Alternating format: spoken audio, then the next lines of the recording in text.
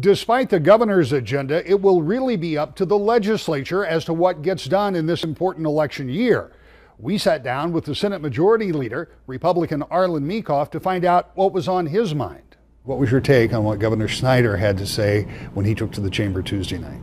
Well, I think it was great that he actually took a bit of a victory lap. I mean, I've been proud to serve with him through the era of when we've been very, very challenged as a state in 2008 and 9 and to now. And you may disagree with the tactics on which were able to arrive where we are, but no one can say we're worse. We are much better off, and we are on the top of a lot of lists that we were on the bottom of before. Michigan is, as the governor pointed out by Wall Street Journal articles, reported in 2009 to be the poster child for how not to do things, and now in 2017, this is the way you fix it. And very proud to serve with him. And I'm glad he took time to explain the past so that we can appreciate where we're going to go in the future.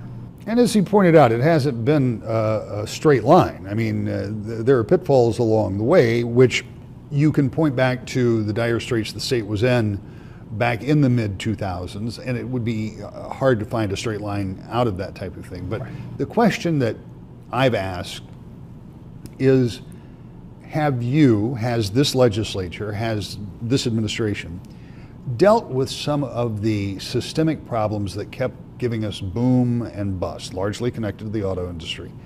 That was at least partially true back in the 2000s, although the economy as a whole was in the tank. Are we more sustainable from an economic standpoint? Yeah, I think we are. I mean, there's different businesses here, more diversified than just the auto industry. And you mentioned taking on some systemic problems, bankruptcy in Detroit, teacher pensions, how we're going to solve that hole and stop digging the hole there.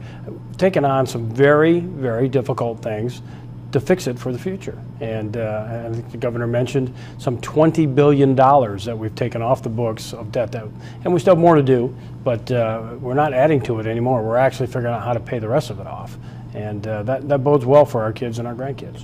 The governor talked about several important initiatives. I've talked to some Democrats who say, hey, I like the sound of that. I like, particularly when you're talking about the environment, when you're talking about Asian carp, when you're talking about more money for schools and some of those things.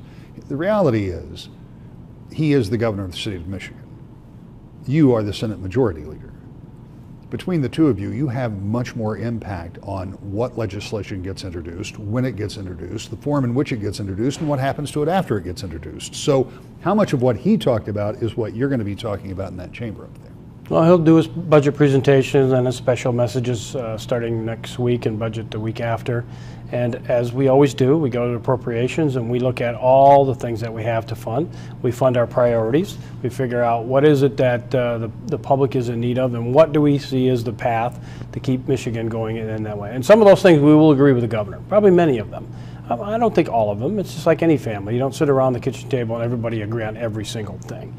But as is in the past, we'll find a way to make the budget work, funding our priorities, and it'll be on time, no smoke and mirrors, and because the public depends on it. Once the budget is done, I always say now that should be first, second week of June. That's at least been what we have seen typically over the past several years. Is the legislative session over until lame duck? I mean, it's an election year. There'll be a bunch of folks. Now, in your case, like 2/3 of your members in the Senate aren't running for re-election. Correct. But nonetheless, there'll be a lot of folks out wanting to campaign.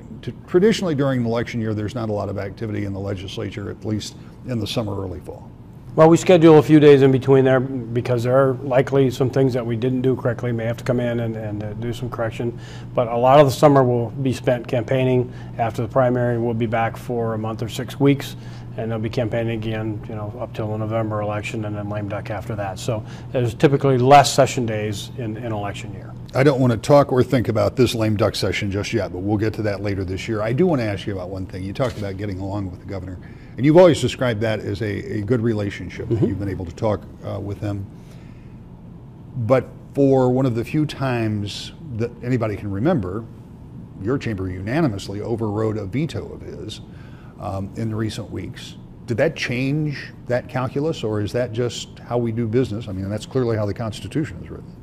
Well, again, it's a good lesson in our representative republic, how things work. Each branch has their check and balance on the other one, and we believe this was the right way to do this for the public, including other tax reform that we think is important. we have our role in that as well. And yeah, the governor wasn't happy about it, but again, you're putting money back in people's pockets. And to me, it was a fairness issue, especially on the sales tax on the difference for autos. You've already paid sales tax on the vehicle you own. And when you traded it in, you're paying sales tax all the way up and down instead of just the difference on the new vehicle. And again, it's a fairness thing. And I think in our tax policy and the things that we put together, we believe money put back in their pockets, their money, is spent better than we spend it. Also on Senator Meekhof's agenda is doing away with prevailing wage, and that could be an interesting battle in Lansing. We'll follow that.